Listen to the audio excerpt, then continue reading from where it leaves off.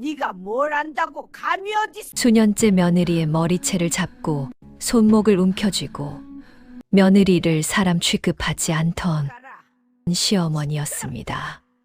글도 모르고 배운 것도 없다며 친족들 앞에서 대놓고 깎아내리던 사람이었습니다. 그런데 바로 그 며느리 앞에서 왕실 어상대행수가 허리를 90도로 꺾었습니다.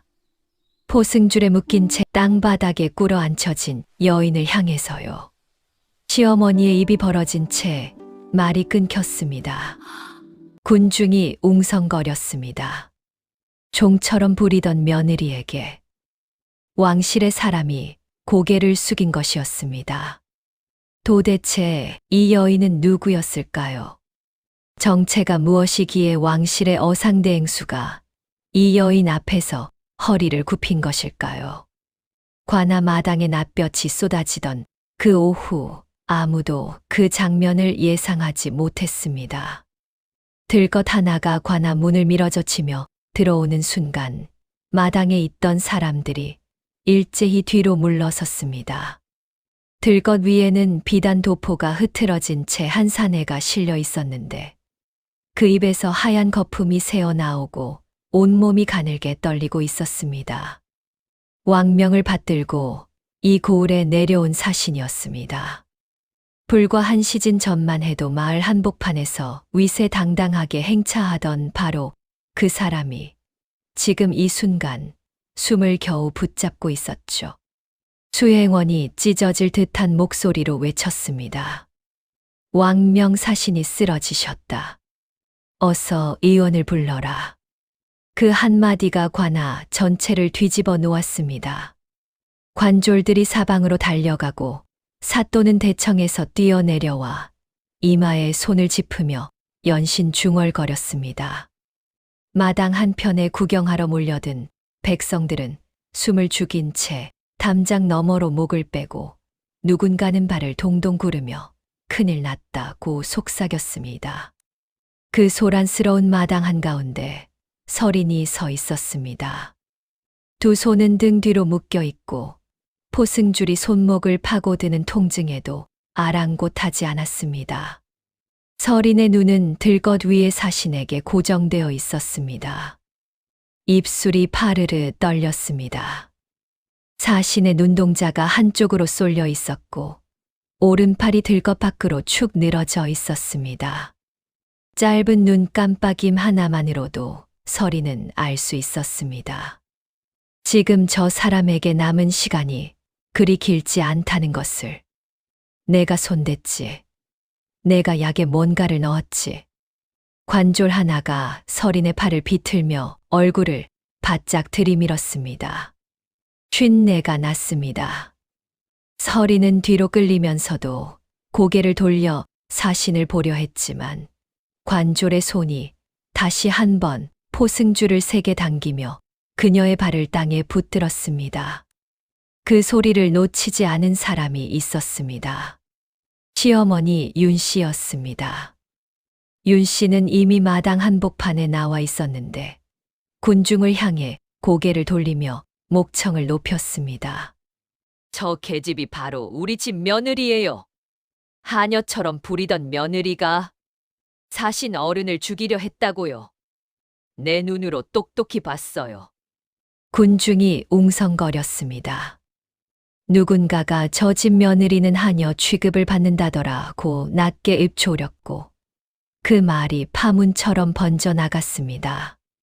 서린이 묶인 채로 군중 사이에 서 있는 모습은 이미 죄인처럼 보이기 충분했습니다.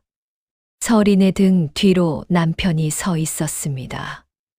그는 서린을 향해 한 걸음도 내딛지 않았습니다. 오히려 한 발자국 뒤로 물러서며 입을 열었습니다. 괜히 나서지 마. 더 엉키기 전에 조용히 있어. 그 목소리는 낮고 단단했는데 서린을 걱정하는 것인지 자기 자신을 걱정하는 것인지는 알 수 없었습니다. 서린은 남편 쪽을 돌아보지 않았습니다. 돌아볼 이유가 없었으니까요.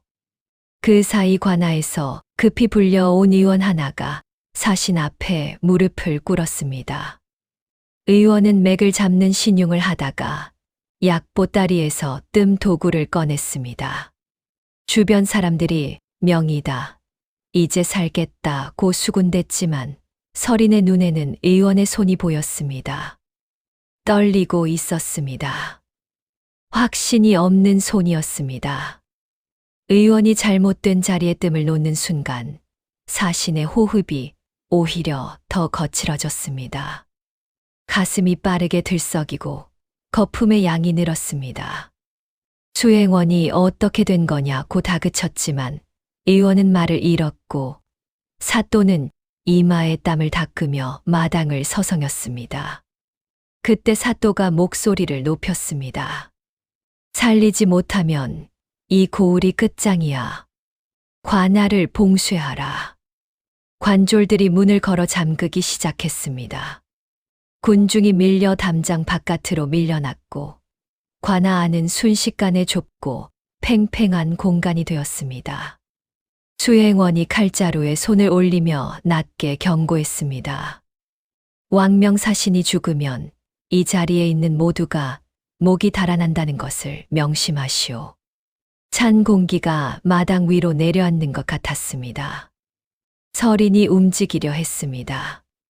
포승줄에 묶인 손을 앞으로 내밀며 사신의 목맥을 확인하려 한 발 내디뎠습니다. 단 한 번만 만져보면 지금 상태를 알 수 있었습니다. 단 한 번이면 충분했습니다. 그 순간 누군가의 손이 서린의 머리채를 잡아채며 뒤로 끌어당겼습니다. 윤 씨였습니다. 내가 뭘 안다고 감히 어디서? 윤 씨의 손에 머리카락이 한 움큼 뽑히며 서린의 몸이 뒤로 휘청였습니다. 서린은 넘어지지 않으려 버텼고 그 순간 소매가 젖혀지며 손등이 드러났습니다. 손등 위에는 오래된 화상 자국이 있었습니다. 뜨거운 물에 데인 흔적이 하얗게 굳은 살로 남아 있었습니다. 생긴 지 오래되었지만 그 집에서 한 번도 눈길을 받지 못한 자국이었습니다. 관졸이 서린을 땅에 눌러 앉혔습니다. 아녀자가 무슨 진맥이냐? 꼼짝 말고 앉아 있어. 서린은 꿇어앉혀진 채로 고개를 들었습니다. 사신의 눈동자가 여전히 한쪽으로 쏠려 있었고 오른팔은 움직임이 없었습니다. 서린의 가슴이 조여들었습니다. 저 사람을 저대로 두면 안 된다는 것을 뼛속으로 알고 있었습니다. 약동 하나가 어수선한 틈을 타 서린의 약재 주머니를 훔쳐 뒷주머니 깊숙이 밀어 넣었습니다. 아무도 보지 못한 그 순간을 단 한 사람만은 놓치지 않았습니다. 사신의 숨이 거칠어지고 관아 마당이 팽팽하게 굳어가던 그 순간이었습니다. 관아 문 밖에서 북소리가 울렸습니다. 둥, 둥, 둥. 그리고 이어지는 외침. 어상대행수, 날이 도착. 관아 문이 안에서 열리고 수행원들이 좌우로 갈라서며 길을 열었습니다. 비단 도포를 걸친 사내가 천천히 관아 안으로 걸어 들어오고 있었습니다. 걸음이 느리지 않았습니다. 다만 서두르지 않을 뿐이었습니다. 마당을 가득 채운 긴장과 소란을 비켜가지 않고 그 한가운데로 곧장 걸어 들어오는 사람이었습니다. 그가 마당 한복판에 멈춰 섰을 때 누군가가 서린의 어깨를 힘껏 밀어 땅에 엎어뜨리려 했습니다. 서린은 넘어지지 않았습니다. 두 무릎으로 버티며 고개를 들었습니다. 어상대행수의 눈이 마당 안을 훑었습니다. 그리고 서린에게서 멈췄습니다. 세상에는 단 한 번의 눈빛만으로도 방 안의 공기를 바꿔버리는 사람이 있습니다. 어상대행수가 관아 마당 한가운데 섰을 때 그의 눈이 서린에게 닿는 순간이 바로 그랬습니다. 북소리의 여운이 채 가시지 않은 마당 위로 침묵이 내려앉았고 모든 발걸음이 멈췄습니다. 관졸도 수행원도 윤씨도 군중도 심지어 사신의 거친 숨소리마저 잠시 묻혀버리는 것 같았습니다. 어상대행수가 걸었습니다. 수행원들이 뒤를 따랐고 비단 도포 자락이 마당흙 위를 스쳤습니다. 그는 사또를 향해 걷지 않았습니다. 들것 위의 사신을 향해 먼저 가지도 않았습니다. 그의 발걸음이 향한 곳은 땅에 꿇어앉혀진 서린 그 앞이었습니다. 그리고 그가 멈췄습니다. 서린의 눈앞에서 두 발을 모으고 허리를 굽혔습니다. 90도로 천천히 그리고 분명하게 관아 마당이 얼어붙었습니다. 은서린 선생, 여기 계셨습니까? 그 목소리는 낮고 묵직했는데 마당 끝까지 닿을 만큼 분명했습니다. 선생이라는 두 글자가 공기 속에 박혔습니다. 포승줄에 묶인 채 땅에 꿇어앉은 여인을 향해 어상대행수가 허리를 굽히고 선생이라 불렀습니다. 사또가 대청 의자에서 벌떡 일어났습니다. 두 손이 허공에서 마주쳐 포개졌고 허리가 반으로 꺾이며 인사를 올렸습니다. 아까까지만 해도 서린을 향해 처분하라는 눈빛을 던지던 그가 지금은 두 손을 모은 채 굳어 있었습니다. 관졸이 서린의 팔을 잡고 있던 손을 놓았습니다. 포승줄을 풀려고 손을 뻗었는데 손가락이 떨려 매듭을 잡지 못했습니다. 한 번, 두 번, 세 번 만지작거리다가 결국 매듭을 놓쳤습니다. 그 손이 얼마나 떨렸는지는 보는 사람 모두가 알았습니다. 윤 씨는 입을 벌린 채 말이 끊겼습니다. 조금 전까지 군중 앞에서 목청을 높이던 그 입이 지금 이 순간만큼은 아무 소리도 내지 못했습니다. 눈이 어상대행수와 서린 사이를 오가며 흔들렸고 입술이 움직이려다 멈추기를 반복했습니다. 남편은 뒤로 물러섰습니다. 한 발, 또 한 발. 발 뒤꿈치가 관아 담벼락에 닿을 때까지 물러서고서야 멈췄습니다. 그의 입술이 소리 없이 움직였습니다. 선생. 그 두 글자를 되뇌는 얼굴에서 서린이 지난 몇 년간 보아 온 확신 같은 것이 허물어지는 것을 볼 수 있었습니다. 어상대행수가 몸을 일으키며 수행원에게 눈짓을 보냈습니다. 수행원이 들고 있던 문서함을 두 손으로 받쳐 앞으로 내밀었습니다. 함의 뚜껑이 열리며 안에 담긴 문서가 드러났습니다. 문서 위에는 붉은 인장이 찍혀 있었는데 가까이에서 본 관리들의 얼굴이 순식간에 굳었습니다. 왕실 납품 인장이었습니다. 한낱 지방관하에서는 함부로 다룰 수 없는 그 인장이었습니다. 어상대행수가 마당 전체를 향해 입을 열었습니다.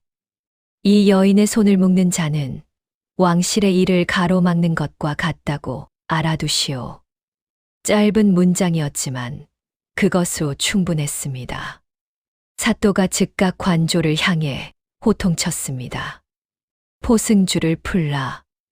관졸이 이번에는 떨리는 손으로도 기어이 매듭을 풀어냈습니다. 줄이 풀리며 서린의 손목이 드러났습니다. 포승줄이 파고들었던 자리가 붉게 패여 있었고 그 위로 오래된 화상 자국이 겹쳐 있었습니다. 서린은 손목을 주무르지 않았습니다. 두 손을 내려다보는 것도 잠깐이었습니다.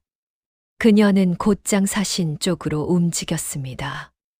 들것 옆에 무릎을 꿇고 먼저 손을 씻을 물을 요청했습니다. 수행원이 물을 가져오는 동안 서린은 사신의 얼굴을 들여다봤습니다. 동공의 방향과 크기를 확인했고 동시에 손가락 두 개를 목맥 위에 올렸습니다. 눈을 감지 않았습니다.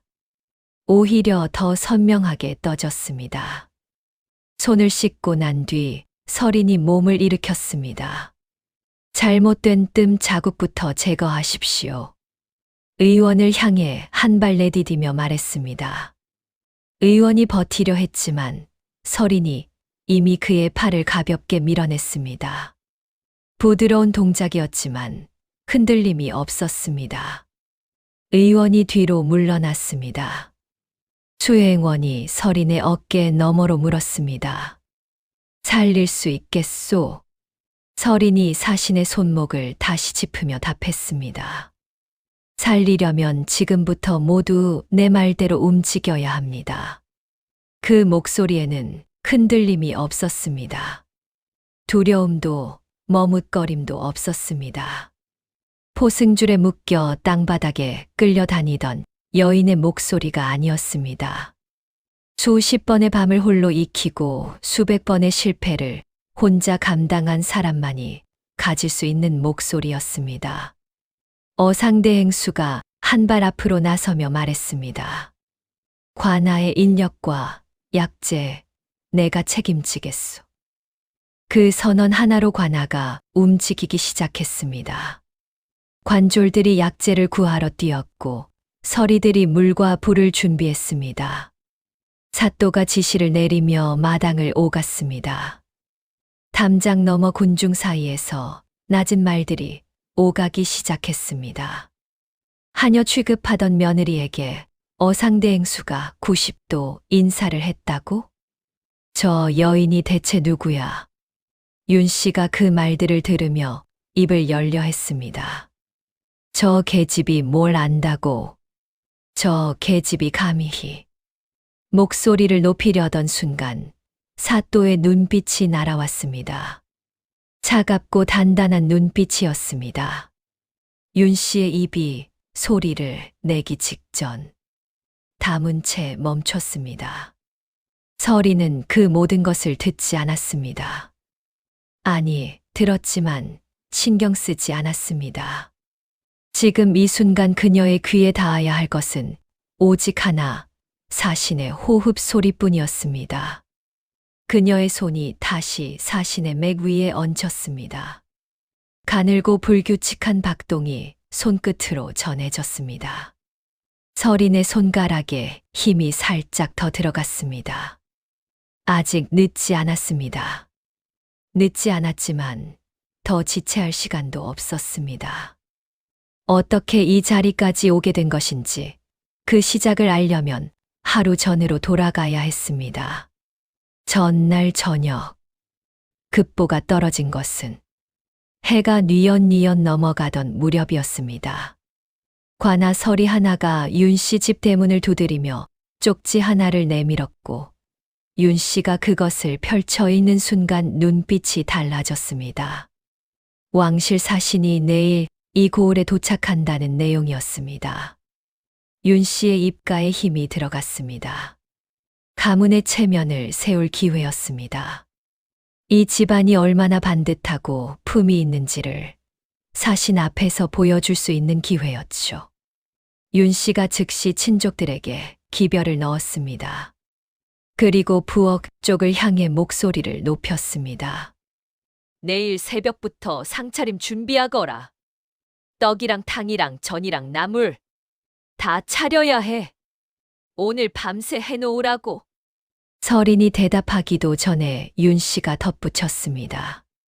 밥은 상 다 차리고 나서 먹던가 해. 서린은 아무 말도 하지 않았습니다. 그 집에서 오래 살아온 사람만이 아는 방식으로 그냥 부엌으로 걸어 들어갔습니다. 부엌 안은 금세 연기와 열기로 가득 찼습니다.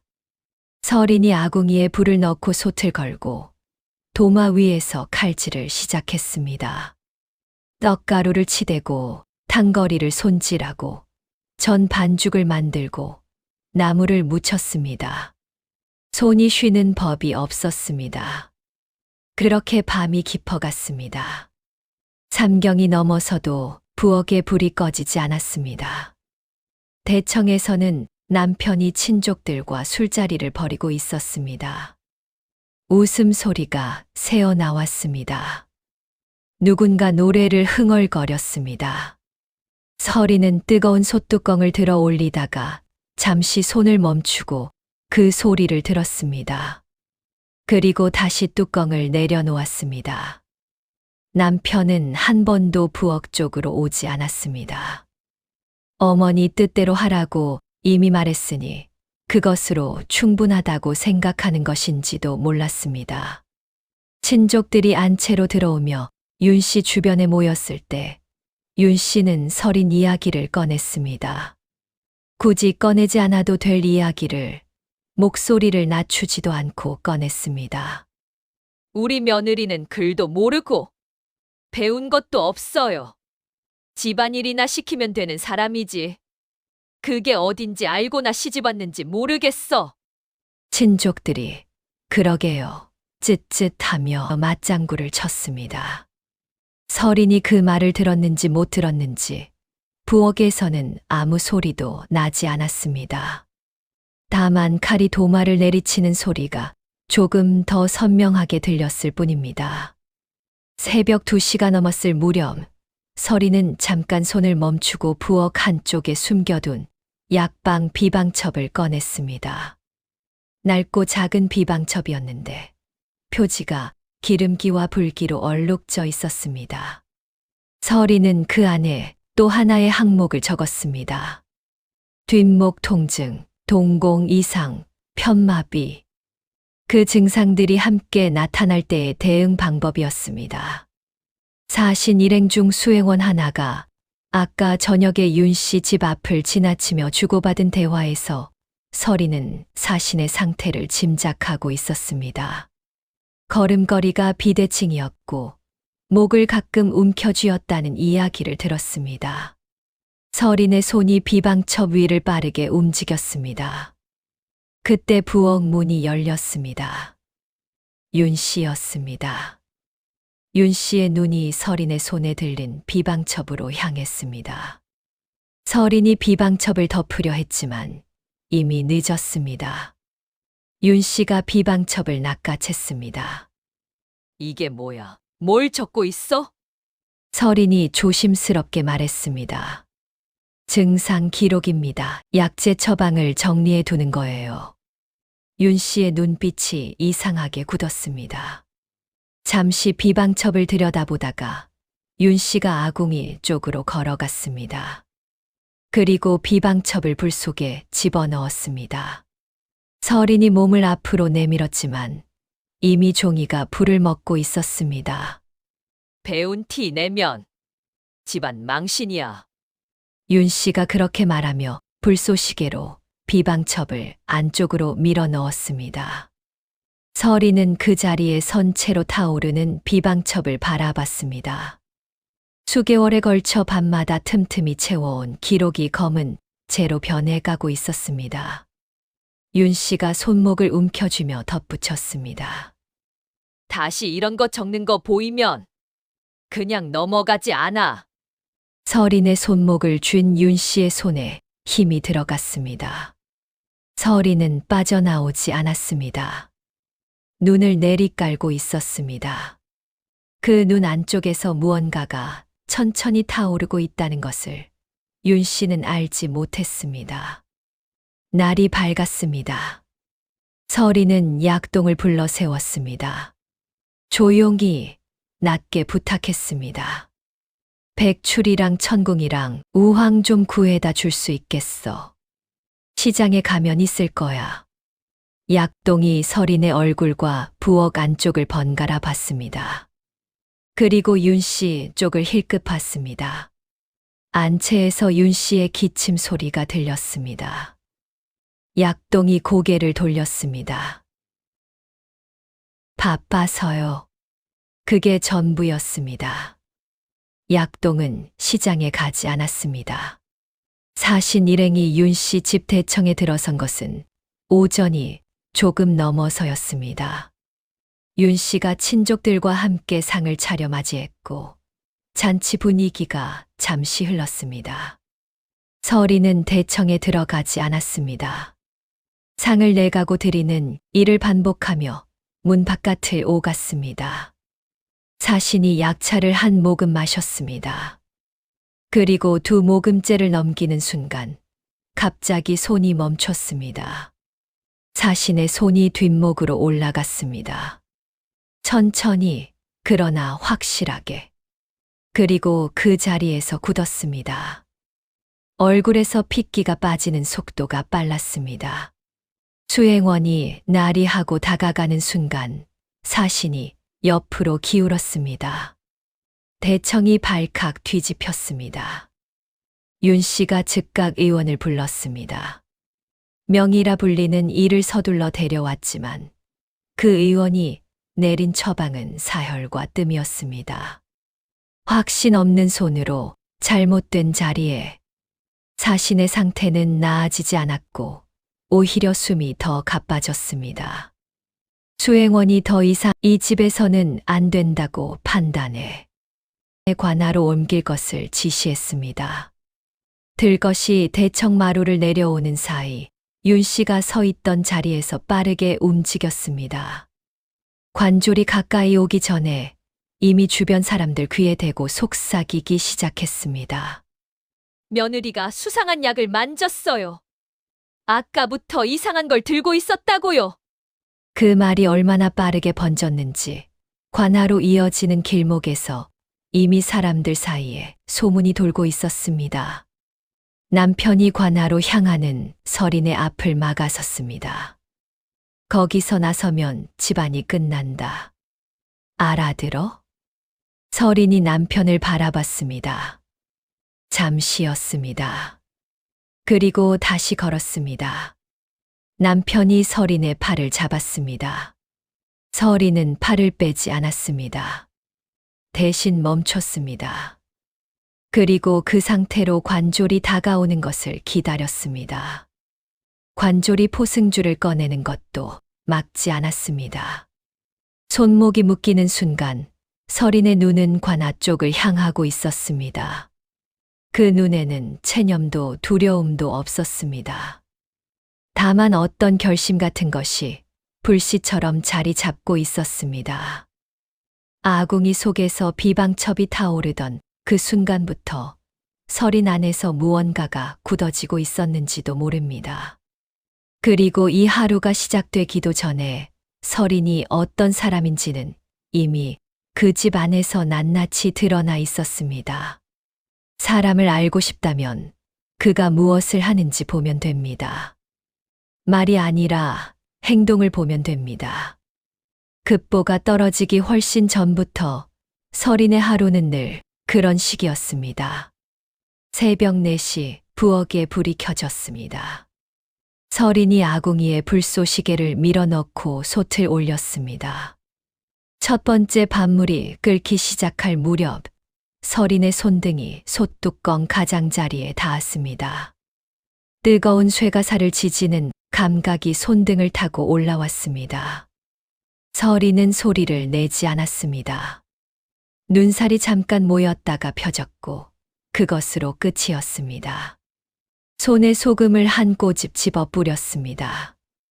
쓰라림이 더 강하게 번졌지만 설인은 이미 다시 칼질을 이어가고 있었습니다. 소금은 상처를 닫아주니까요. 아프더라도 다치는 편이 나으니까요. 설인은 그런 사람이었습니다. 윤 씨가 부엌문을 열고 들어온 것은 아침이 밝고 나서였습니다. 항아리에 물을 채워놔라. 그리고 나서 안방 청소하고. 종들이 있는 집이었습니다. 그럼에도 윤 씨는 설인을 부려먹었습니다. 종들 앞에서, 친족들 앞에서, 때로는 손님들 앞에서도 그렇게 불러서 종부리듯 했습니다. 윤 씨의 방식이었습니다. 설인은 매번 빠짐없이 대답하고 움직였습니다. 남편은 아침밥을 다 먹고 나서 대청에 앉았습니다. 밥상이 들어올 때와 나갈 때 모두 설인의 손이었습니다. 남편은 젓가락을 내려놓으며 방을 나갔고 빈 밥상 위에 물 한 잔이 없다는 것을 알면서도 뒤를 돌아보지 않았습니다. 설인이 밥을 먹었는지 물은 마셨는지 그 어떤 것도 묻지 않았습니다. 묻는다는 생각 자체를 하지 않는 것처럼 보였습니다. 그것이 어쩌면 더 서늘한 일이었습니다. 시아버지는 안방에 있었습니다. 기침이 잦아서 몸이 좋지 않다는 것을 서린은 알고 있었습니다. 서린이 탕약을 들고 안방 문 앞에 섰을 때 시아버지는 문을 열어주며 짧게 고맙다고 했습니다. 그 목소리가 낮고 짧았습니다. 윤 씨 눈치를 보고 있다는 것은 그것 하나로도 알 수 있었습니다. 시아버지의 눈이 서린을 향해 무언가를 말하려다가 결국 시선을 내리깔았습니다. 말을 삼켰습니다. 그것이 그의 방식이었습니다. 못 본 척, 모른 척, 그렇게 하루하루를 견디는 방식. 친족들이 사랑채에 모여 있었습니다. 상이 들어갈 때마다 서린이 들고 날랐습니다. 먹고 난 그릇은 바닥에 그냥 두었습니다. 누군가는 누워서 천장을 보고 있었고, 누군가는 장기를 두며 시간을 보내고 있었습니다. 서린이 빈 그릇을 들어 올릴 때, 그 중 아무도 시선을 주지 않았습니다. 그릇이 저절로 움직이는 것처럼, 그냥 두면 없어지는 것처럼 여겼습니다. 서린이 오가는 그 자리에 사람은 보이지 않았습니다. 약동은 부엌 뒤편에서 서성이고 있었습니다. 서린이 약재 목록을 적어두었던 종이 조각 하나를 약동이 슬쩍 들여다보는 것을 서린이 먼 발치에서 눈으로 잡았습니다. 약동은 자기가 들켰다는 것을 알아채지 못했습니다. 서린은 뭐라 하지 않았습니다. 다만 마음속에 그 장면을 새겨뒀습니다. 나중에 쓸모가 있을 수도 있었으니까요. 해가 중천에 오를 무렵 서린은 부엌 뒤 창고 문을 열었습니다. 창고 안 깊숙한 곳, 항아리 뒤편에 꾸러미 하나가 숨겨져 있었습니다. 헝겊으로 두 겹 쌓인 그 안에는 말린 약초가 담겨 있었습니다. 서린이 틈틈이 모아온 것들이었습니다. 장에 나갈 때, 심부름을 갈 때 조금씩 구해서 말리고 묶어온 것들이었습니다. 윤 씨가 알면 당장 내다 버렸을 그것들을 서린은 항아리 뒤에 숨겨두었습니다. 서린이 꾸러미를 한 번 들어 무게를 확인하고 다시 내려놓았습니다. 아직 충분하지 않았습니다. 하지만 없는 것보다는 나았습니다. 그날 오후 관아 쪽에서 소식이 들려왔습니다. 사신 일행이 이 고을에 도착했다는 것, 수행원 중 한 명의 걸음이 고르지 않다는 것, 일행 중 윗사람이 목을 여러 번 만졌다는 것. 시장에 다녀온 종이 스쳐 가듯한 말이었는데 서린은 부엌에서 그 말을 듣고 손을 멈췄습니다. 머릿속에서 무언가가 빠르게 맞춰지기 시작했습니다. 서린이 부엌에서 나왔습니다. 관아로 이어지는 길목에서 사신 일행의 행렬이 지나가는 것을 담 너머로 바라봤습니다. 멀리서도 보였습니다. 행렬 가운데 한 사람이 걸음의 무게가 좌우가 달랐습니다. 오른발을 살짝 질질 끄는 것 같았습니다.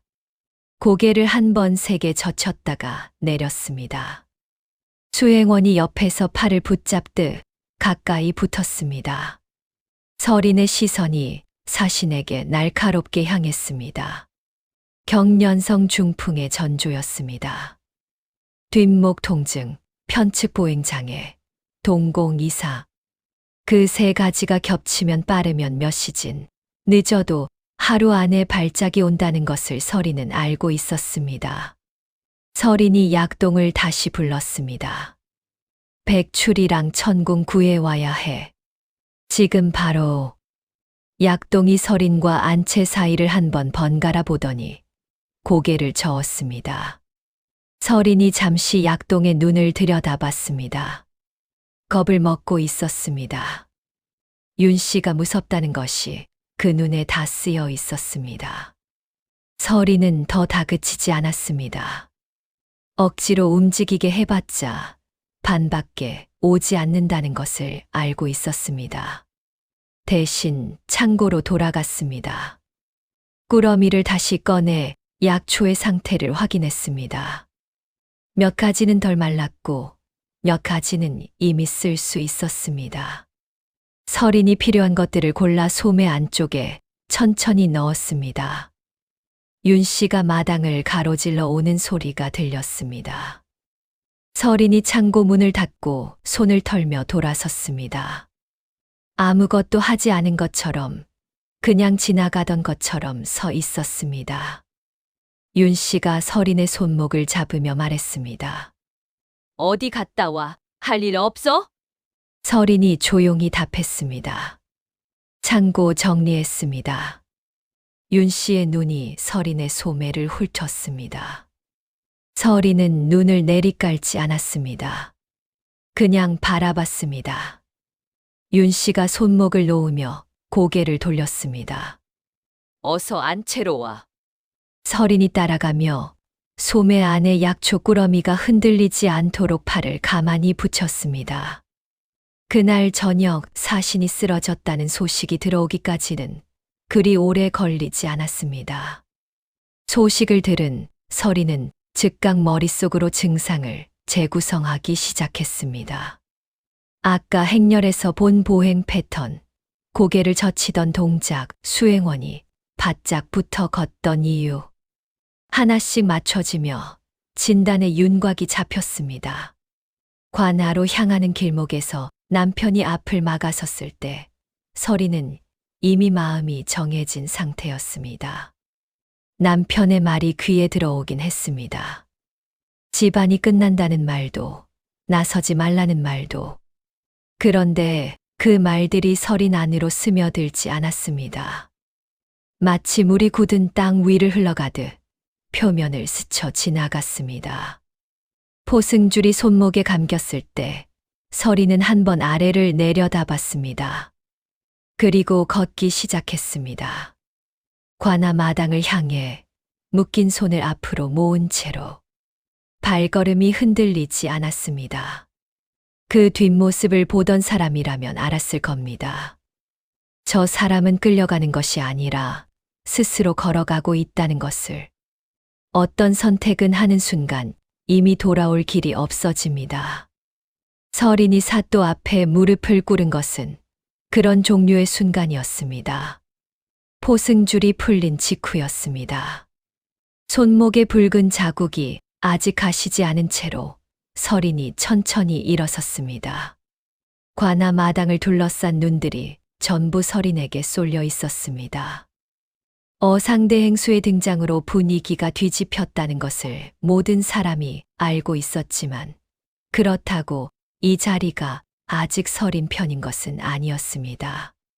사신이 살지 못하면 이 마당에서 벌어진 모든 것은 다시 설인에게로 돌아올 터였습니다. 설인이 사또를 바라봤습니다. 한 가지 조건이 있습니다. 마당 안이 조용해졌습니다. 사또의 눈썹이 올라갔습니다. 어상대 행수가 팔짱을 풀며 설인 쪽을 바라봤습니다. 설인이 말을 이었습니다. 내가 저 사람을 살리면 오늘 이 자리에서 있었던 일들을 관아 문서로 남겨주십시오. 누가 내 손을 묶었는지, 누가 처치를 막았는지, 누가 소문을 퍼뜨렸는지. 전부 다요. 사또의 눈이 수행원 쪽으로 움직였습니다. 수행원이 미세하게 고개를 끄덕였습니다. 사또가 천천히 입을 열었습니다. 문서로 남기겠소. 그 말이 떨어지기 무섭게 윤 씨가 목소리를 높였습니다. 며느리가 사또를 협박하는 거예요. 저 계집이 감히 사또 어른 앞에서. 수행원이 윤 씨 쪽으로 한 발 내디디며 손을 들어 막았습니다. 윤 씨의 목소리가 그 동작 하나에 잘려 나갔습니다. 설이는 윤 씨 쪽을 돌아보지 않았습니다. 눈이 이미 사신에게 가 있었습니다.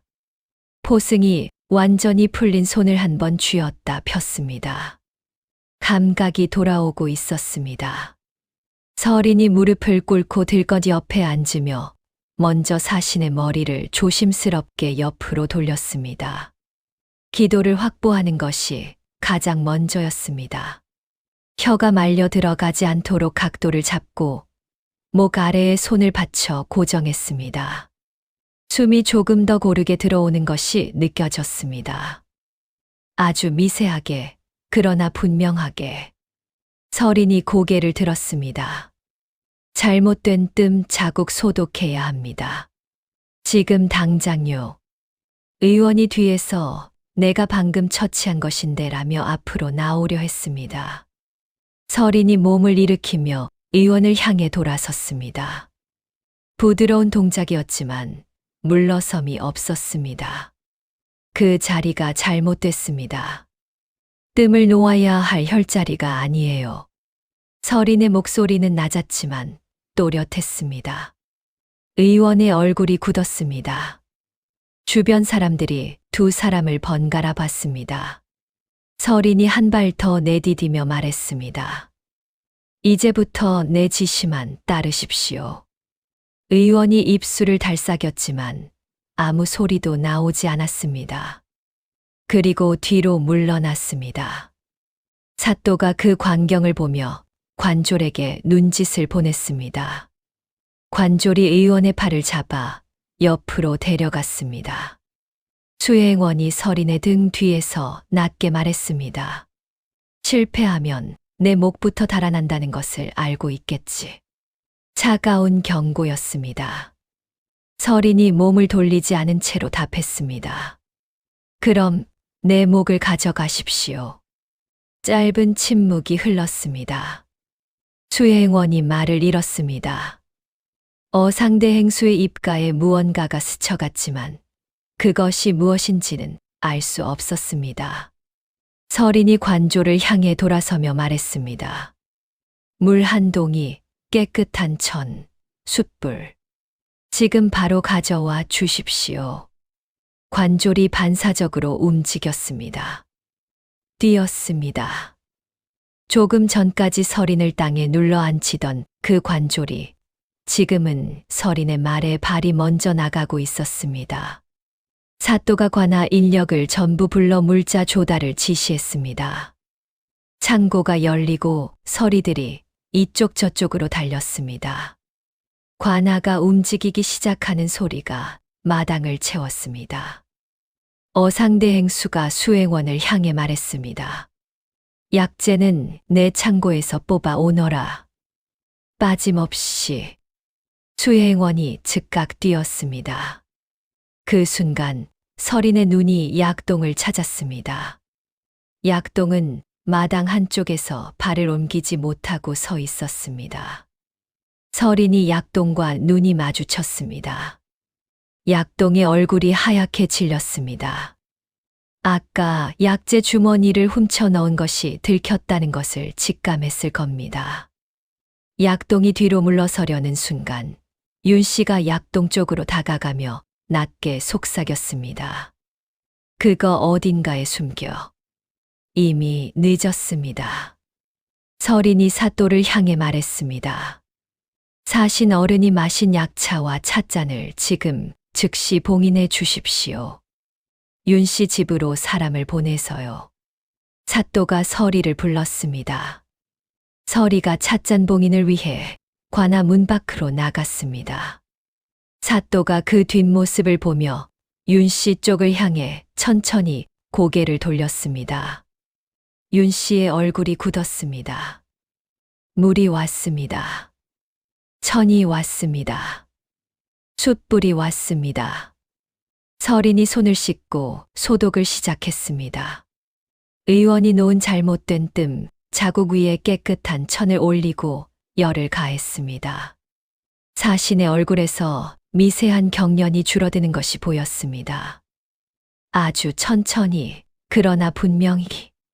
수행원이 옆에서 지켜보다가 물었습니다.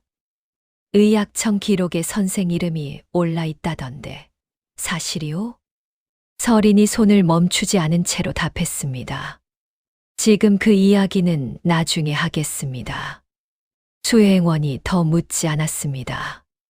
서린은 사신의 손목을 다시 짚었습니다. 맥이 아까보다 조금 더 깊어져 있었습니다. 좋은 신호였습니다. 그러나 아직 안심할 수 없었습니다. 가장 위험한 고비는 아직 오지 않았습니다. 서린이 어상대행수의 수행원에게 말했습니다. 창고에서 백출, 천궁, 우황 가져왔습니까? 가져오고 있소. 환기도 있으면 다치요. 수행원이 다시 뛰었습니다. 그때였습니다. 서린이 천천히 몸을 일으켜 관아 마당을 향해 섰습니다. 사또가 있었고, 어상대행수가 있었고, 윤씨가 있었고, 남편이 있었습니다. 군중의 눈들이 담장 너머로 여전히 쏠려 있었습니다. 서린이 입을 열었습니다. 오늘부터 나는 이 집의 며느리가 아니라 의원입니다. 목소리가 크지 않았습니다. 떨리지도 않았습니다. 그냥 사실을 말하는 것처럼 담담하고 분명했습니다. 관아 마당이 다시 한번 조용해졌습니다. 남편의 얼굴이 일그러졌습니다. 윤 씨가 무언가를 외치려 했지만 어상대행수의 눈빛이 그 말을 막았습니다. 사또는 아무 말도 하지 않았습니다. 그 침묵이 일종의 승인처럼 마당 위에 내려앉았습니다. 서린은 다시 무릎을 꿇고 사신 앞으로 돌아갔습니다. 이 선택이 무엇을 의미하는지 서린은 알고 있었습니다. 그 집으로 돌아갈 길이 없어진다는 것을, 며느리라는 자리가 사라진다는 것을, 이제부터 혼자라는 것을 알면서 말했습니다. 알기 때문에 말했습니다. 부엌 앞치마를 두른 손이 사신의 맥 위에 다시 얹혔습니다. 퇴로를 닫은 자리에서 서린의 손은 그 어느 때보다 고요하게 흔들리지 않았습니다. 숨 돌릴 틈이 없었습니다. 서린이 사신의 혈자리를 누르기 시작하자마자 관아 마당의 긴장이 다시 조여들었습니다. 잠깐의 정리가 끝났다는 것을 모두가 느끼는 것 같았습니다.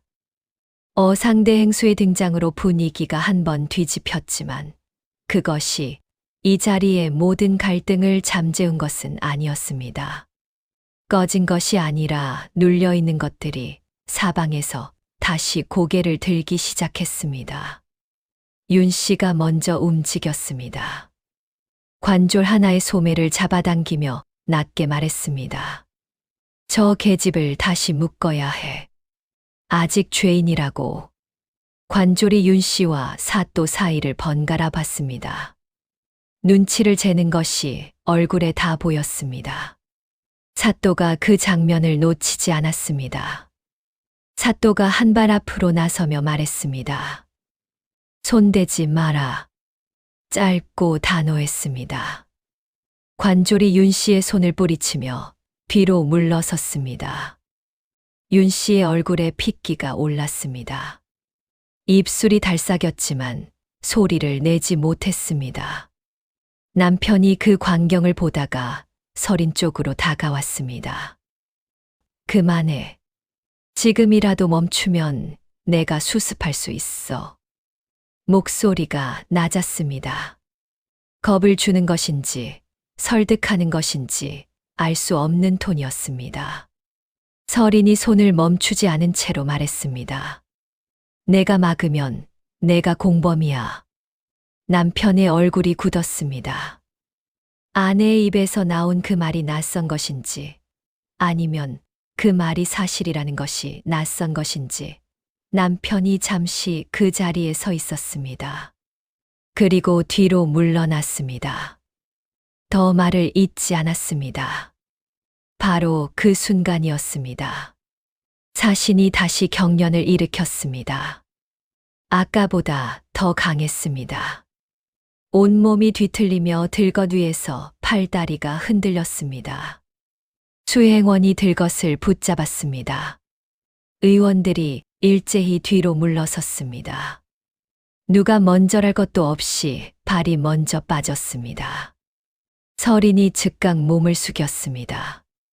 사신의 혀가 말려 들어가는 것을 막기 위해 깨끗한 천을 집었습니다.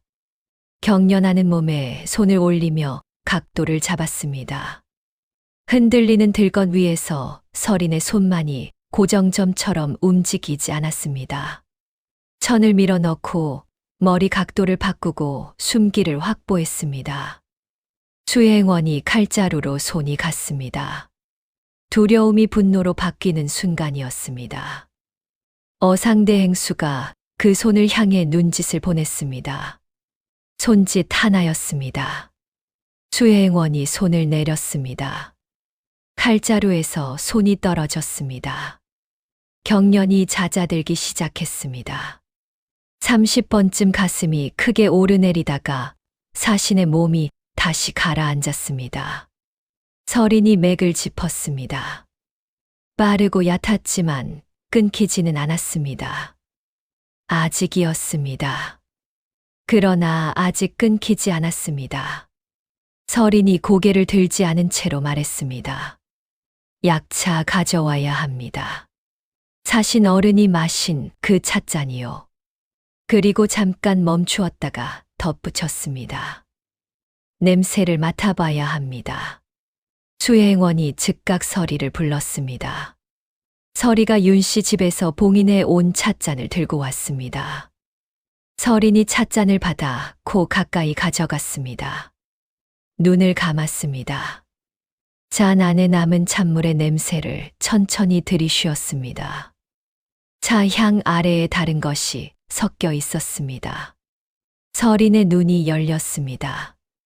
부자뿌리 계열입니다. 양이 많지 않아요. 독으로 쓴 게 아니라 처방 실수에 가깝습니다. 하지만 입은 상태에서는 이것만으로도 발작을 당길 수 있었습니다. 마당이 조용해졌습니다. 윤 씨가 앞으로 나서며 말했습니다. 우리 집은 왕실 손님을 해칠 이유가 없어요. 그 차는 내가 직접 고른 거라고요. 서린이 찻잔을 내려놓으며 윤 씨를 바라봤습니다. 해칠 이유가 없었다고 해서 해가 없었다는 뜻은 아닙니다. 윤 씨가 말문이 막혔습니다. 서린이 다시 사신 쪽으로 몸을 돌렸습니다. 그때 관아 문이 열리며 서리 하나가 뛰어들어왔습니다. 손에 봉투 하나를 들고 있었습니다. 윤 씨 집 창고 한켠에서 찾아냈다고 했습니다. 봉투를 열자 약재가 쏟아졌습니다. 서린이 손으로 집어 냄새를 맡았습니다. 부자뿌리였습니다. 찻잔에서 맡은 것과 같은 냄새였습니다. 마당 안의 눈이 전부 윤 씨를 향했습니다. 윤 씨가 뒤로 한 걸음 물러서며 말했습니다. 그건 내 약재가 아니에요. 누가 숨겨둔 거라고요. 그 순간 약동이 봉투를 감추려다 서리에게 붙잡혔습니다. 서리가 약동의 팔을 잡아채며 앞으로 끌어냈습니다. 약동이 발버둥 치다가 사또의 눈과 마주쳤습니다. 사또의 눈이 차가웠습니다. 약동이 고개를 떨구었습니다. 윤 씨 마님이 시키셨습니다. 약재를 차에 넣으라고요. 양이 많지 않으면 탈이 없을 거라 하셨습니다. 그 말이 관아 마당 위로 떨어졌습니다. 남편이 앞으로 달려나왔습니다. 그 자백은 거짓이야. 협박받은 거라고. 남편이 약동의 멱살을 잡으려 했습니다. 어상대 행수가 남편 앞을 막아섰습니다. 눈이 마주쳤습니다. 어상대 행수의 눈빛은 조용했는데 그 조용함이 오히려 더 무거웠습니다. 관아 안에서 사사로이 폭행하면 왕실에 보고하겠소. 남편의 손이 내려갔습니다. 발이 제자리에 붙었습니다. 그 사이 사또가 서리에게 윤 씨의 이름을 문서에 적으라 지시했습니다. 서리의 붓이 빠르게 움직였습니다. 윤 씨가 그 광경을 보며 앞으로 나서려 했지만 관졸이 막아섰습니다. 그리고 그때 사신의 숨이 다시 흔들렸습니다.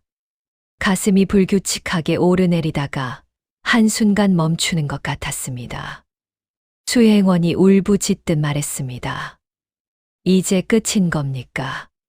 서린이 몸을 던지듯 사신 앞으로 다가갔습니다. 손가락으로 맥을 잡았습니다. 끊기지 않았습니다. 가늘었지만 끊기지 않았습니다. 서린이 짧게 숨을 내쉬었습니다.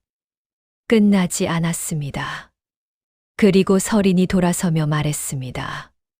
지금 뜸과 탕약과 혈자리 자극을 동시에 해야 합니다. 한꺼번에요. 의원 하나가 앞으로 나서며 말했습니다. 그건 너무 위험합니다. 자극이 겹치면 오히려 물러나십시오. 서린의 목소리가 의원의 말을 잘랐습니다. 부드럽지 않았습니다. 그러나 흐트러짐도 없었습니다. 사또가 의원을 바라봤습니다. 선생 말대로 하라. 사또가 관졸에게 눈짓을 보냈습니다.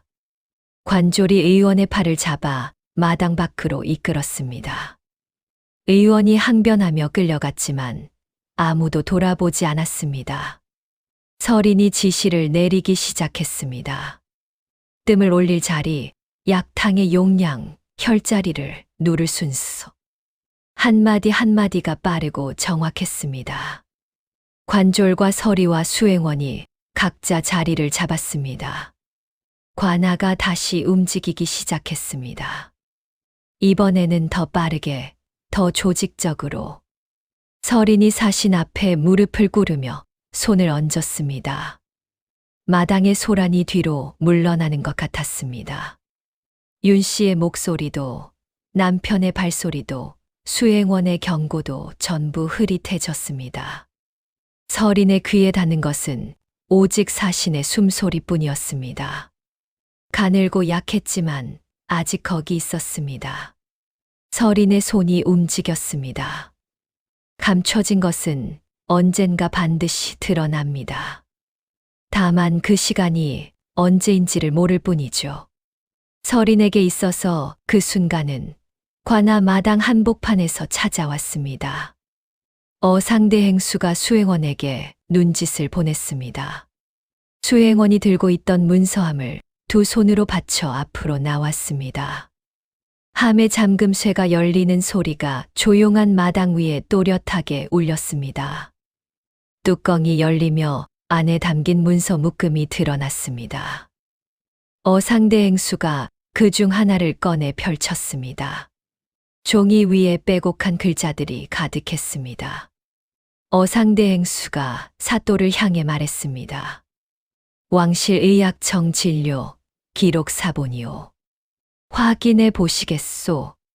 사또가 두 손으로 문서를 받아들었습니다. 눈이 빠르게 아래로 내려가다가 어느 지점에서 멈췄습니다.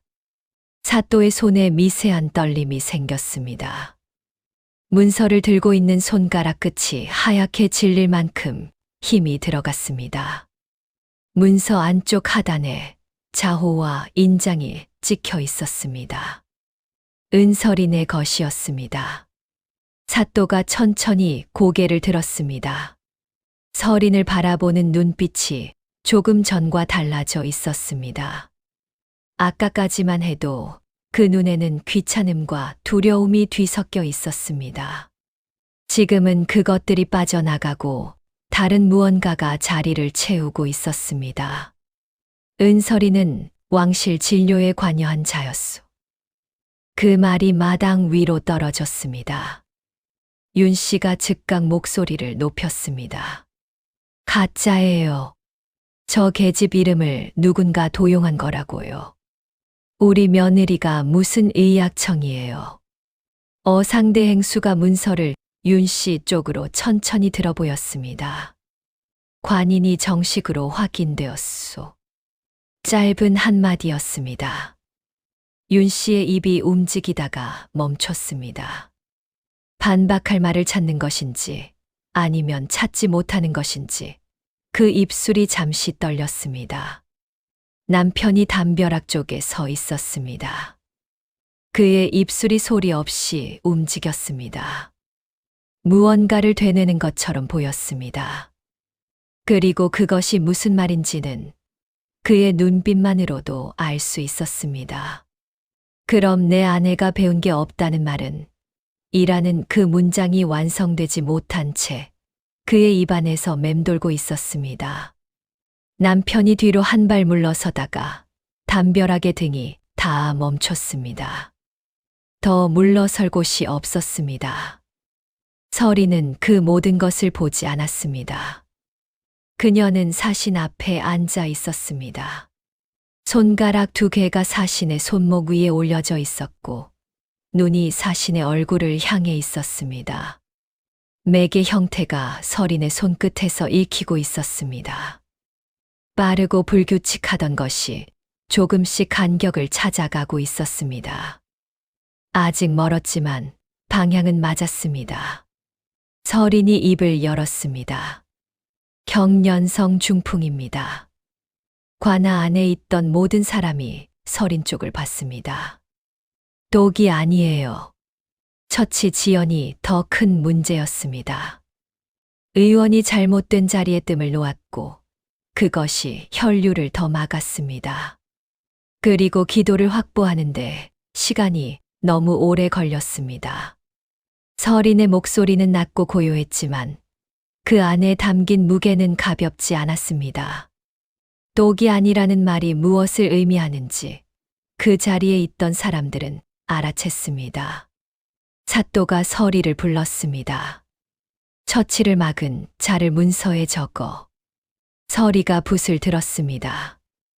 먹을 찍고 종이 위에 이름을 써내려가기 시작했습니다. 관졸의 이름이 먼저 적혔습니다. 그리고 서리의 붓이 잠시 멈추다가 다시 움직였습니다. 윤 씨의 이름이 적혔습니다. 윤 씨가 앞으로 달려들었습니다. 손을 뻗어 붓을 빼앗으려 했습니다. 종이를 찢으려는 것인지 붓을 꺾으려는 것인지 그 손이 서리를 향해 뻗었습니다. 어상대 행수가 윤 씨의 손목을 잡았습니다. 손가락이 마주치는 소리가 났습니다. 윤 씨가 뒤를 돌아봤습니다. 어상대 행수의 눈이 조용하고 차가웠습니다. 관아 문서를 훼손하면 중죄요. 그것으로 충분했습니다. 윤 씨의 손에서 힘이 빠졌습니다.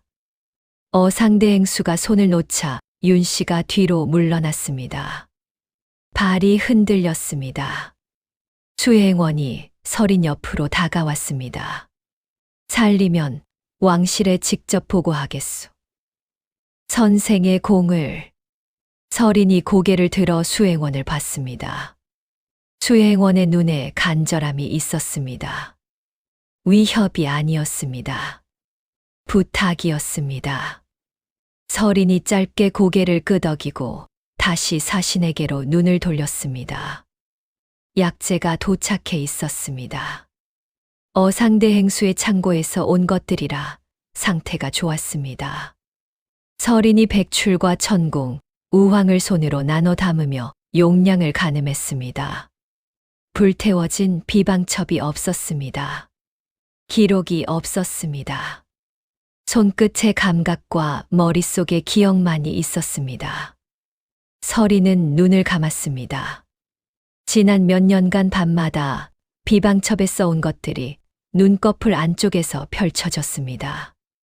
경련성 중풍의 처방, 혈자리 순서, 약재 용량, 한 글자 한 글자 서린 자신의 손으로 썼던 것들이라 기억이 또렷했습니다. 윤 씨가 그것을 태웠지만 태울 수 없는 곳에도 이미 새겨져 있었습니다. 서린이 눈을 뜨고 약재를 끓이기 시작했습니다. 탕이 올라오는 동안 서린이 사신의 혈자리를 눌렀습니다. 풍지, 풍부, 합곡. 손끝으로 누르는 힘이 고르고 정확했습니다. 사신의 손가락이 미세하게 움직였습니다. 아주 작은 움직임이었지만 서린의 눈이 그것을 놓치지 않았습니다. 탕이 다 끓었습니다.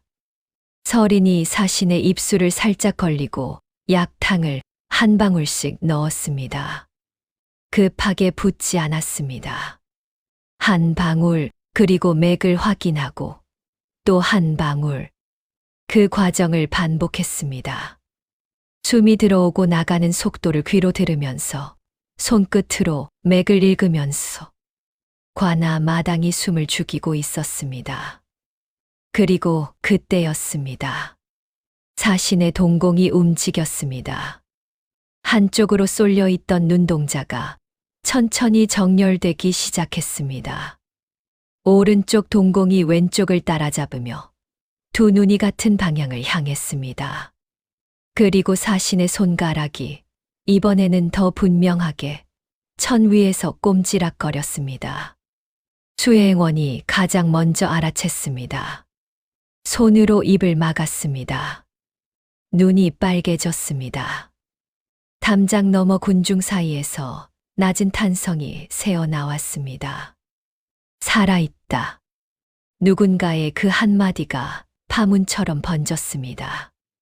그리고 그 뒤를 이어 조금 전까지만 해도 쑥덕거리던 군중이 다른 말을 주고받기 시작했습니다. 하녀 취급받던 며느리가 사실은 숨겨진 명이었다고. 왕실의학청 기록에 이름이 있었대래. 어상대행수가 그 여인한테 허리를 굽혔다잖아. 여론이 바뀌는 소리가 들렸습니다. 파도가 방향을 바꾸듯 천천히 그러나 확실하게. 서리는 그 소리들을 듣고 있었습니다. 그러나 손은 멈추지 않았습니다. 아직 끝나지 않았으니까요. 동공이 정렬되고 손가락이 움직인다고 해서 이 사람이 완전히 돌아온 것은 아니었습니다. 고비는 한 번이 아니었습니다. 서린이 다시 약탕을 한 방울 올렸습니다. 맥을 읽었습니다. 아직이었습니다. 조금 더였습니다. 가장 깊은 바닥은 항상 예고 없이 옵니다. 사신의 동공이 정렬되고 손가락이 움직이기 시작하면서 관아 마당의 공기가 처음으로 조금 풀리는 것 같았습니다. 수행원의 눈에서 눈물이 비쳐났고 서리들이 서로를 돌아보며 안도의 숨을 내쉬었습니다. 아직 끝난 것은 아니었지만 방향이 잡혔다는 것을 모두가 느끼고 있었습니다. 서린도 그것을 느꼈습니다. 그래서 방심했는지도 모릅니다. 아니, 방심이 아니었습니다. 서린은 방심하지 않았습니다. 다만 뒤를 보지 않았을 뿐이었습니다. 지금 이 순간 뒤를 볼 여유가 없었으니까요. 그것이 틈이 되었습니다. 윤 씨가 움직인 것은 순식간이었습니다. 서린이 약탕 그릇에 손을 뻗는 찰나 윤 씨가 옆에서 달려들었습니다. 머리에 꽂혀 있던 비녀를 뽑아들고 서린의 손목을 향해 내리쳤습니다. 뾰족한 끝이 손목을 파고들었습니다. 서린의 입에서 소리가 나오려다 들어갔습니다. 이를 물었습니다. 손목에서 피가 솟아올랐습니다. 붉은 것이 번지는 속도가 빨랐습니다. 서린이 반사적으로 팔을 당겼고 그 바람에 약탕 그릇이 흔들렸습니다. 안에서 끓고 있던 약재가 출렁이며 일부가 그릇 밖으로 쏟아졌습니다. 약재가 바닥에 흩어졌습니다. 관아 마당이 다시 얼어붙었습니다. 윤 씨가 쓰러지지 않고 서린 앞에 버티어 서 있었습니다. 비녀를 든 손이 떨리고 있었는데 그것이 두려움인지 분노인지 알 수 없었습니다. 윤 씨의 눈이 흔들렸습니다. 자신이 무슨 짓을 했는지 알면서도 멈출 수 없었던 것인지도 모릅니다. 수행원이 저 여인을 잡아라 하고 외쳤습니다. 관졸 둘이 달려들어 윤 씨의 팔을 잡았습니다. 비녀가 바닥으로 떨어졌습니다.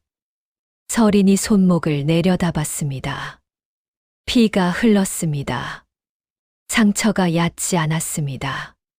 손목 안쪽 가느다란 핏줄 가까이였습니다. 서린이 옷자락 끝을 찢었습니다. 찢어낸 천으로 손목을 단단히 묶었습니다. 이를 꽉 물고 손가락으로 매듭을 조였습니다. 천이 피를 흡수하며 금세 붉어졌습니다. 그때 남편이 다가왔습니다. 서린의 팔을 잡았습니다. 지금 멈춰. 여기서 멈추면 내가 살려줄게. 어머니도 내가 어떻게 해볼 테니까. 살려준다는 말이었습니다. 서린이 그 말을 들었습니다. 그 말 안에 있는 것을 느꼈습니다. 진심이 없지는 않았습니다. 그러나 그 진심의 방향이 서린을 향한 것인지 아니면 이 상황을 수습하려는 것인지는 알 수 없었습니다. 서린이 남편의 손을 뿌리쳤습니다. 단호하게, 그러나 거칠지 않게. 손목에 감긴 천이 흔들렸습니다. 서린이 몸을 낮추며 쏟아진 약재를 확인했습니다. 전부 쓸 수 없었습니다. 바닥에 닿은 것들은 이미 오염되어 있었습니다. 남은 것들을 추려 그릇에 다시 담기 시작했습니다. 사또가 그 모습을 보다가 입을 열었습니다. 자신이 죽으면 내가 먼저다. 최후 통첩이었습니다. 목소리에서 인정이 빠져 있었습니다. 두려움이 사람을 차갑게 만드는 것을 그 목소리가 증명하고 있었습니다. 수행원이 뒤를 이었습니다. 왕명을 어긴 자는 삼족을 멸한다. 이 자리에 있는 모두가 알고 있어야 하오. 그 말이 마당을 채웠습니다. 서리들의 얼굴이 굳었습니다. 관졸들이 발을 움직이지 못했습니다. 어상대 행수가 팔짱을 끼며 눈을 감았습니다. 서리는 그 말들을 들으면서 약재를 다듬었습니다. 손목의 상처가 욱신거렸습니다. 피가 천을 계속 물들이고 있었습니다. 약재 용량을 다시 계산해야 했습니다. 불태워진 비방첩이 없었습니다. 기억만이 있었습니다. 서린이 눈을 감았습니다. 비방첩에 적었던 것들이 눈꺼풀 안쪽에서 펼쳐지기 시작했습니다. 경련성 중풍의 혈자리 순서, 각 혈자리에 가해야 할 자극의 세기, 약재 용량과 다리는 시간. 밤마다 작은 부엌 불빛 아래에서 써 내려갔던 것들이었습니다. 윤 씨가 태웠지만 태울 수 없었던 것들이 지금 서린의 머릿속에 살아 있었습니다. 서린이 눈을 떴습니다. 그때 약동이 조심스럽게 앞으로 나왔습니다. 곤장을 맞은 자리가 아파 걸음이 불편했습니다. 그럼에도 앞으로 나와 허리를 숙이며 말했습니다. 윤 씨 마님이 나리 의수를 두려워했습니다. 처음부터요. 나리가 뭔가 알고 있다는 게 그게 무서웠던 거라고 했습니다. 그 말이 마당 위로 떨어졌습니다. 두려움이었습니다.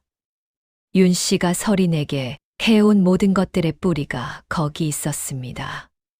모른다고, 배운 게 없다고, 글도 못 읽는다고 말해왔던 것들이 전부 두려움을 감추기 위한 말들이었습니다.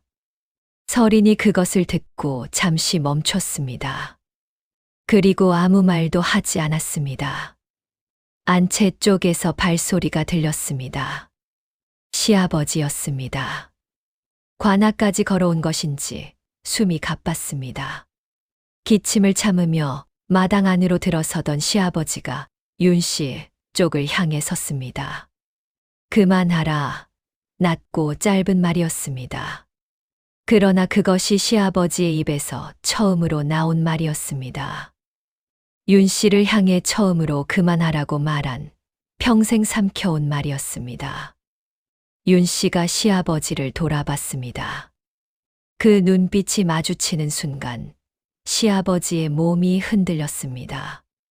관졸이 달려가 부축하기도 전에 시아버지가 마당 가장자리에 주저앉았습니다. 기침이 터졌습니다. 가슴을 짚으며 굽은 등이 더 굽었습니다. 윤 씨의 얼굴에서 무언가가 달라졌습니다. 굳어있던 것이 무너지는 것 같았습니다. 그러나 그것이 무너지는 방향이 어디인지는 알 수 없었습니다. 가문을 지키려 했어요. 저 계집이 의수를 팔고 다니면 우리 집이 어찌 되겠어요. 저 계집 때문에. 윤 씨의 목소리가 갈라졌습니다. 항변이었습니다. 변명이었습니다. 그리고 어쩌면 그 안 어딘가에 스스로도 이제는 어찌할 수 없다는 것을 아는 사람의 목소리가 섞여 있었습니다. 서리는 듣지 않았습니다. 약탕이 다시 끓기 시작했습니다. 서린이 남은 약재의 용량을 가늠했습니다. 쏟아진 것들을 제외하고 남은 것들로 충분한지를 계산했습니다. 빠듯했습니다. 그러나 쓸 수는 있었습니다. 그리고 그 순간이었습니다. 자신의 호흡이 멎었습니다. 가슴이 오르지 않았습니다. 수행원이 비명을 삼켰습니다. 관아가 정적에 잠겼습니다. 아무도 숨을 쉬지 않는 것 같았습니다. 그 침묵이 얼마나 길었는지, 실제로는 아마 몇 초도 되지 않았겠지만, 그 안에 있던 사람들에게는 훨씬 길게 느껴졌을 겁니다. 서린이 일어섰습니다. 지금이 마지막입니다. 목소리가 낮았습니다. 떨리지 않았습니다. 서린이 사신 앞에 무릎을 꿇으며 가장 위험한 처치를 결정했습니다. 뜸과 탕약과 혈자리 자극을 동시에 쓰는 것만으로는 부족했습니다. 하나를 더 해야 했습니다. 강한 자극을 단번에 주어 멎은 흐름을 다시 틔우는 것이었습니다. 실패하면 끝이었습니다. 어상대 행수가 앞으로 나서며 말했습니다. 필요하다면 내 이름으로 책임을 뒤집어 쓰겠소. 서린이 어상대 행수를 올려다봤습니다. 그 눈에는 두려움 대신 단단한 무언가가 있었습니다. 자신이 하는 일이 무엇인지 알고 그것을 감당하겠다는 사람의 눈이었습니다. 서린이 고개를 돌렸습니다.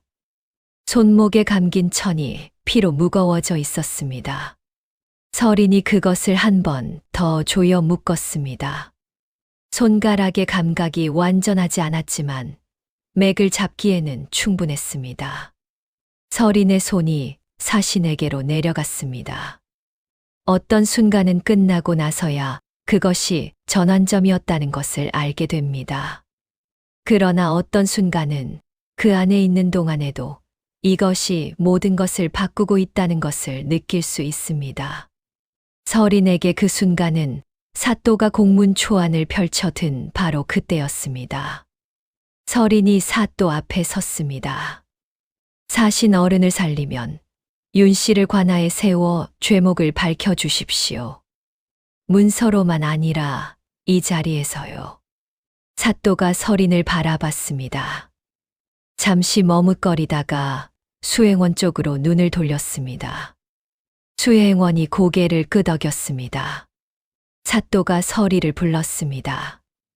공문 초안 작성해. 서리가 즉각 붓을 들었습니다. 문장이 만들어지는 동안 서린이 옆에서 듣고 있었습니다. 서리가 다 쓰고 나서 소리 내어 읽었습니다. 의술방해, 상해, 무고. 3가지 죄목이 또렷하게 읽혔습니다. 서린이 고개를 끄덕였습니다. 그리고 다시 사신 앞에 무릎을 꿇었습니다. 약탕이 다시 끓고 있었습니다.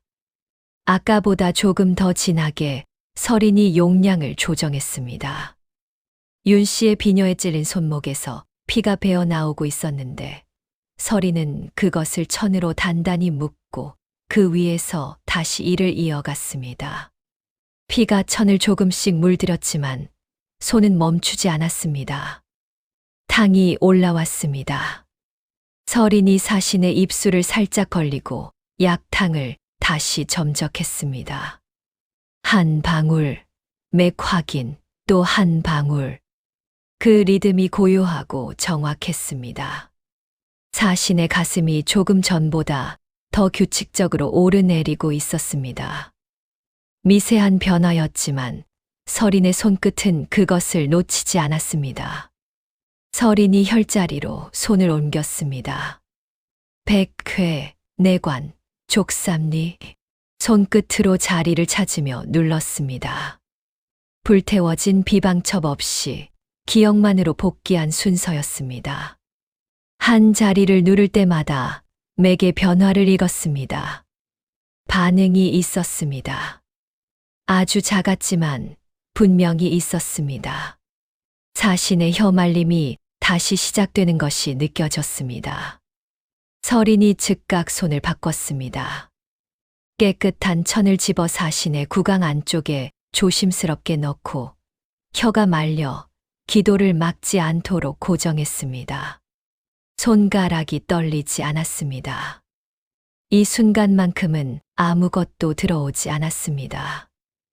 윤 씨도 남편도 사또도 수행원의 경고도 오직 자신의 숨소리와 맥박만이 서린의 감각 안에 있었습니다. 수행원이 자신의 눈꺼풀을 들여다봤습니다. 의식이 돌아옵니까? 낮고 간절한 목소리였습니다. 서린이 대답하지 않았습니다. 지금은 말할 시간이 없었습니다. 그리고 그 순간이었습니다. 자신이 숨을 들이쉬었습니다.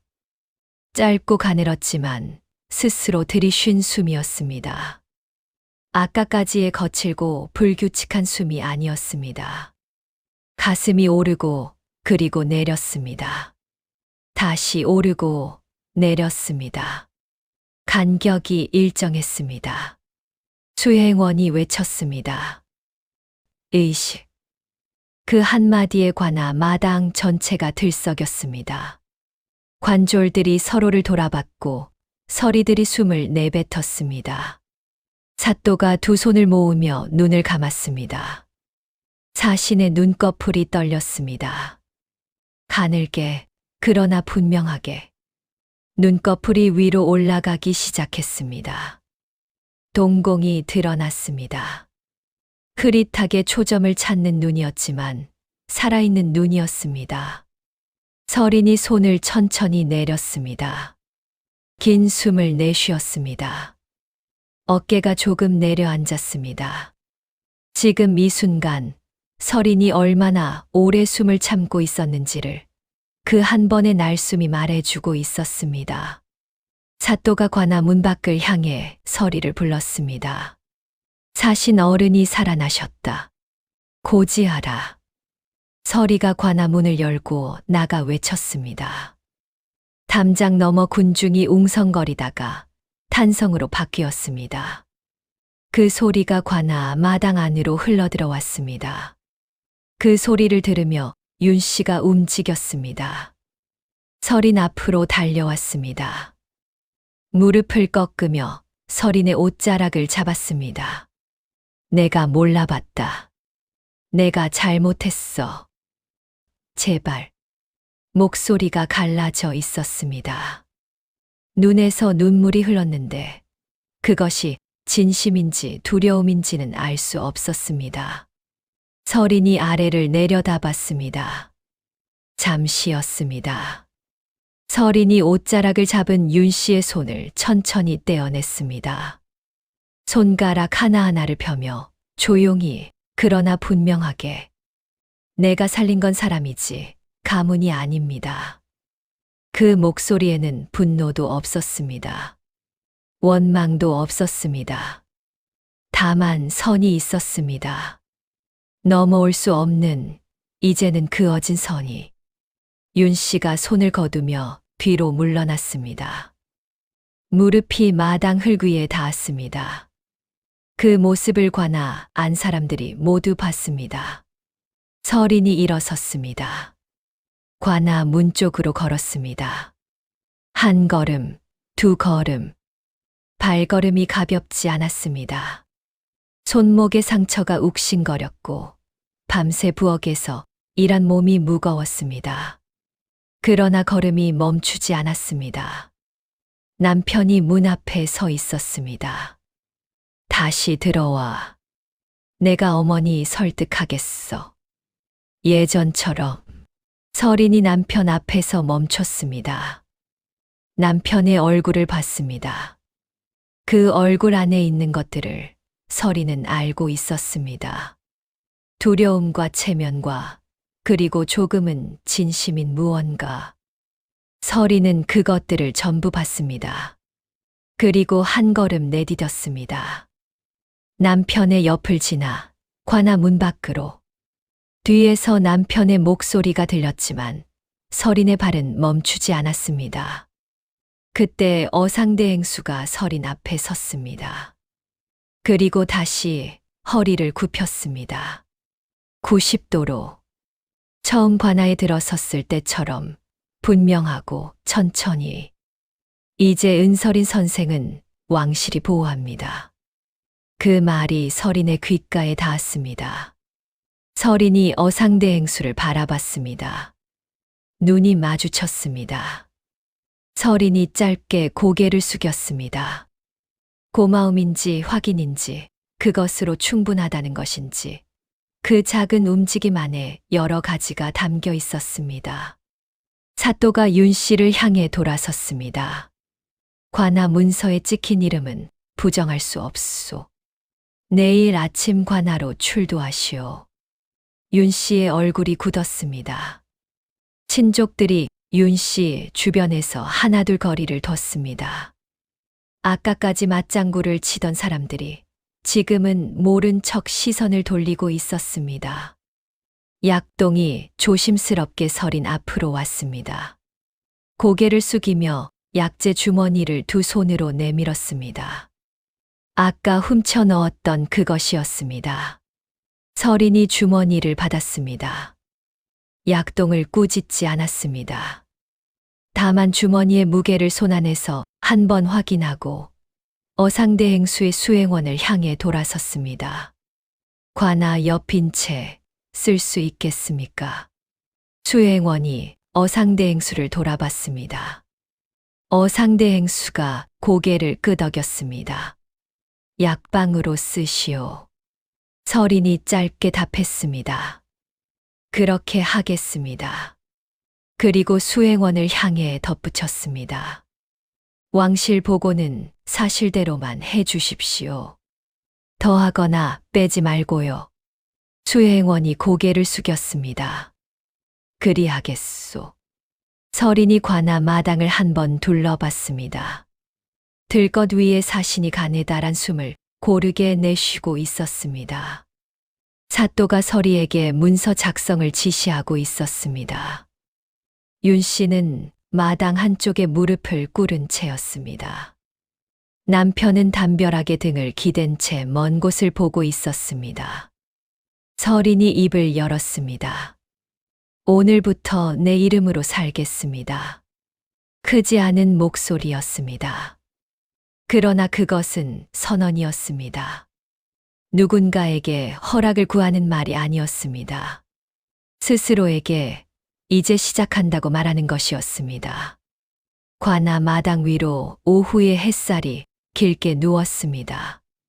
서린이 걸었습니다. 관아 옆인 채를 향해 약재 주머니를 손에 쥔 채로 발걸음이 흔들리지 않았습니다. 이미 퇴로를 닫은 사람의 걸음이었습니다. 잃을 것이 없는 사람이 아니라 지킬 것이 생긴 사람의 걸음이었습니다. 그 뒷모습을 마당에 남겨진 사람들이 바라봤습니다. 아무도 막지 않았습니다. 어떤 끝은 끝이 아닙니다. 문이 닫히는 것처럼 보이지만 사실은 다른 문이 열리는 것입니다. 서린에게 그날은 그런 날이었습니다. 다음 날 아침 윤 씨가 관아로 끌려갔습니다. 사또가 직접 작성한 문서에는 의술방해, 상해, 무고 3가지 죄목이 적혀 있었습니다. 서리 둘이 윤 씨의 양옆에 붙었습니다. 윤 씨가 집을 나서는 순간 대문 앞에 구경 나온 이웃들이 그 모습을 봤습니다. 어제까지만 해도 이 집 며느리를 종부리듯 부리던 사람이 지금은 관아서리에게 팔을 잡힌 채 걷고 있었습니다. 윤 씨의 등이 굽어 있었습니다. 담장 안쪽에서 친족들이 문을 열지 않았습니다. 문서가 나붙는 데는 하루가 채 걸리지 않았습니다. 윤 씨 집 대문에 관아의 경고문이 붙었습니다. 관인이 찍힌 그 종이 한 장이 대문을 막아섰습니다. 그날 이후로 윤 씨 집을 드나들던 발걸음이 뚝 끊겼습니다. 어제까지 상을 받아 먹던 친족들이 소식을 끊었고 장사를 트던 사람들이 돌아서며 인사를 거뒀습니다. 체면으로 쌓아올린 것들이 얼마나 빠르게 무너지는지를 윤 씨 집 대문 앞 경고문이 말없이 보여주고 있었습니다. 남편이 관아 길목에서 설인을 기다린 것은 사흘째 되던 날이었습니다. 설인이 약재를 들고 그 길을 지나칠 때 남편이 앞으로 나섰습니다. 무언가를 말하려 입을 열었습니다. 어떤 말이 나올지 설인은 이미 알고 있는 것 같았습니다. 설인이 걸음을 멈추지 않았습니다. 남편의 옆을 지나치며 시선이 잠깐 마주쳤습니다. 남편의 입이 열렸다가 닫혔습니다. 설인이 먼저 고개를 돌렸습니다. 발걸음이 이어졌습니다. 남편이 그 뒤를 따르지 않았습니다. 시아버지가 설인을 찾아온 것은 그로부터 이틀 뒤였습니다. 보자기에 싼 무언가를 두 손으로 들고 약방 문 앞에 섰습니다. 설인이 문을 열었을 때 시아버지의 얼굴에 여러 가지가 섞여 있었습니다. 미안함과 늙음과 그리고 이제 와서 무엇라 말해야 할지 모르는 막막함. 보자기를 풀자 안에서 오래된 옥놀이개가 나왔습니다. 집안 가보였습니다. 설인이 그것을 바라봤습니다. 그리고 두 손으로 조심스럽게 들어 시아버지에게 다시 내밀었습니다. 이건 아버님 것입니다. 제가 받을 것이 아닙니다. 시아버지가 입술을 달싹였습니다. 무언가 말을 찾고 있었습니다. 설인이 말을 기다리지 않았습니다. 기침약은 제가 지어드리겠습니다. 내일 아침 이리 오시면 됩니다. 그것이 설인이 할 수 있는 전부였고 또 그것으로 충분했습니다. 관아 옆인 채에 약방이 차려진 것은 사신이 살아난 그 다음 날이었습니다.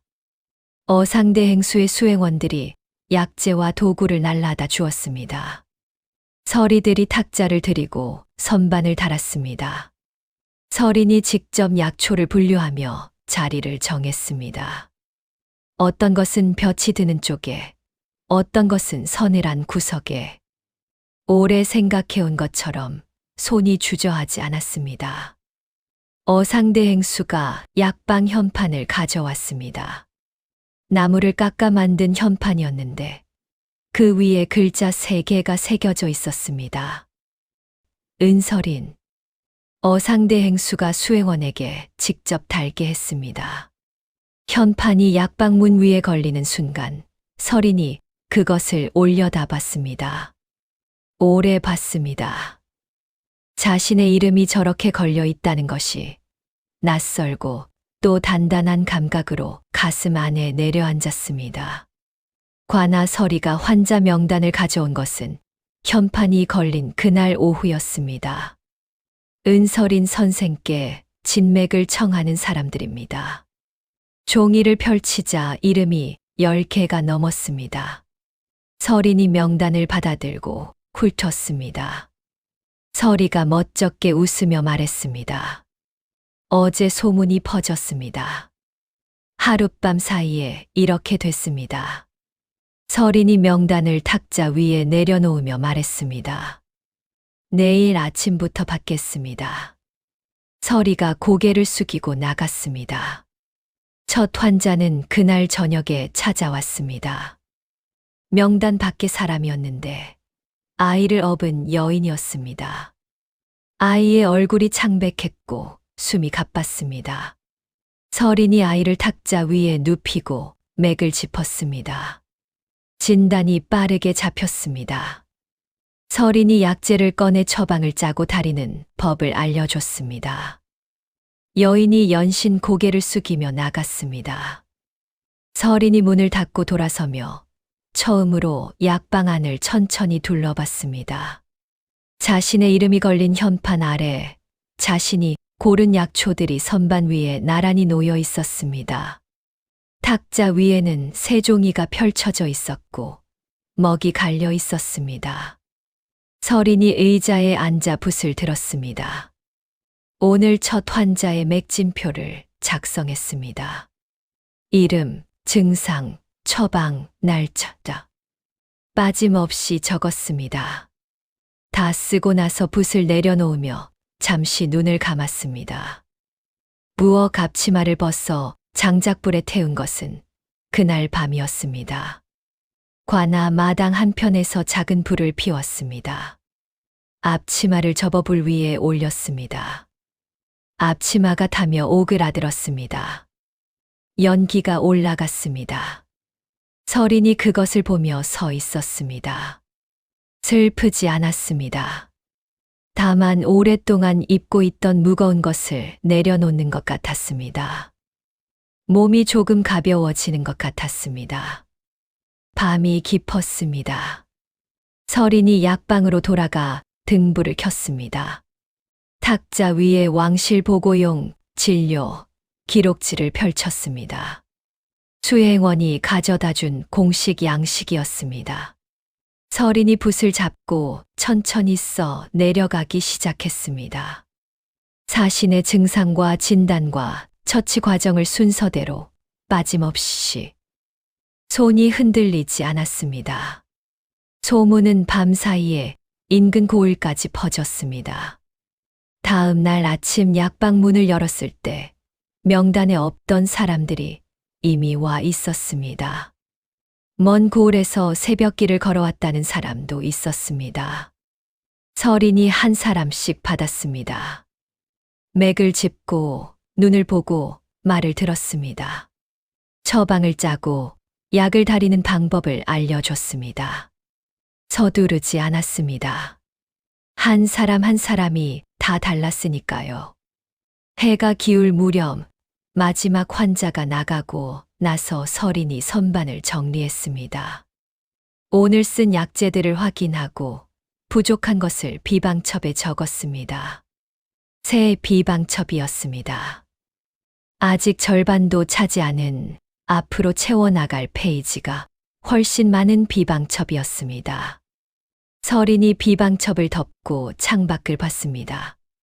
관아 마당이 보였습니다. 어제까지 소란스럽던 그 마당이 지금은 고요했습니다. 저녁빛이 마당 위를 길게 누비며 흘러가고 있었습니다.